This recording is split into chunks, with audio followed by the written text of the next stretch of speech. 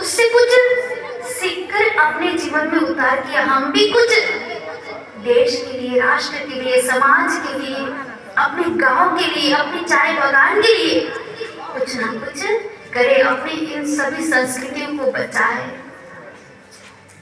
अब सब देखा होगा भगवान कैसे देख रहे हैं, देखा है ना, जगन्नाथ जी को देखा है? कभी गए आपने पुरी में? जगन्नाथ जी की मूर्ति देखी आपने? हाँ या ना? कितने लोग गए हैं जगन्नाथ जी के मंदिर में? हमारा 4 धाम में से एक धाम कौन सा है? जगन्नाथ। उस कार्य को हमें करना है, अन्यथा आप सब देख रहे हैं क्या परिस्थिति है हमारे समाज की। और इसको बचा तो वही सकता है जो हमारे गांव के चाय बागान के भाई बहन हैं, माता पिता है। वही अपनी संस्कृति की बचाव कर सकते हैं, वही अपनी देश की रक्षा कर सकते हैं। बाकी तो शहर में रहने वालों की बात आप सब जानते ही हैं। अब देखेंगे तो जितने भी हमारे बॉर्डरों में लड़ने वाले व्यक्ति हैं, भाइयों है, उस सब के सब गांव के रहने वाले ही होते हैं। कोई भी शहर के रहने वाले अपने पुत्रों, अपने पुत्री को इस ऐसे कार्य के लिए नहीं देते हैं। हमारे गांव के ही भाई और बहन सत्संग समिति पूर्वोत्तर क्या कर रही है, गांव गांव में जाकर के श्रीमद् भागवत कथा के माध्यम से हम सत्संग केंद्र का स्थापना करते हैं।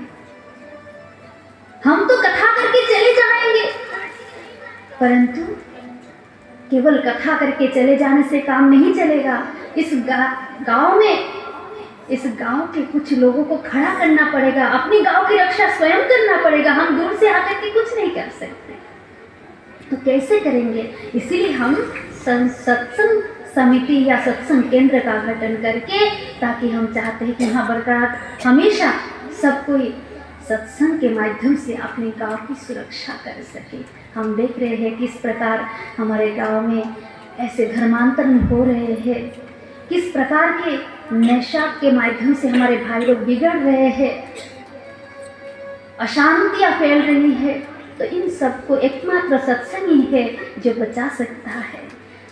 कहते हैं एक छोटी सी रेखा को, लकीर को अगर हमको कटना है, इसको हटाना है, तो बिना काटे कुटे हम कैसे हटाए? तो कहते हैं कि उसके सामने बड़ा सा लकीर एक खींच दो तो छोटा, मतलब वो छोटा पड़ जाता है। इस प्रकार जो हम देख रहे हैं कैसे व्यसन कर रहे हैं लोग, तो इसको हम व्यसन मुक्त करने के लिए हमारा श्रीहरि सत्संग समिति कार्य कर रहे हैं। इस प्रकार हमारे सारे भैया बहन आप देख रहे हैं, हमारी बड़ी दीदी माँ जो है अपने संपूर्ण अपने जीवन को इस संस्था के लिए, अपने समाज के लिए, अपने देश के लिए दे दिए हैं। आपका भी तो माँ है, पिताजी है घर में, फिर भी आपने ये नहीं सोचा।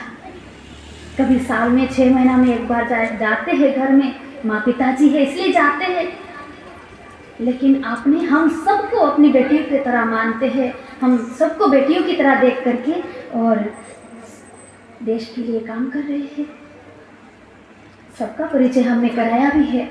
अब देख रहे हैं आगे हमारा कल से जो भैया जी एक आए हैं, पूजन करा रहे हैं, आज यहाँ पर विवाह का कार्यक्रम करवाए, आप धेमाजी से आए हैं।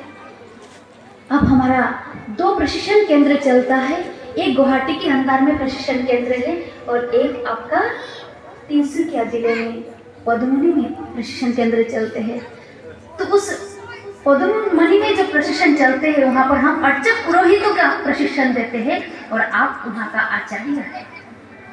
तो मेरा कहने का मतलब भक्तजन, जिस प्रकार हम सभी आज घर से निकल कर के आए कि कुछ देश के लिए करें, तो आप सभी क्या है कि केवल यहाँ पर हरे कृष्ण हरे राम करना नहीं है, उसके साथ साथ हमें भी कुछ ना कुछ समाज के लिए करना है। यही मैं कहना चाहती हूँ। आइए हम लोग सभी भगवत कथा में कहाँ तक कथा श्रवण किया था, याद है आप सबको? क्या कथा सुने थे कल? कोई कह सकता? भूल गए? हमने महादेव जाती है। ये है श्रीमद् भगवत की कथा। तनयम वाङ्मयी मूर्ति प्रत्यक्षा वर्तते हरे, श्रवणात् श्रवणात् पाठात् दर्शनात् पापनाशिनी।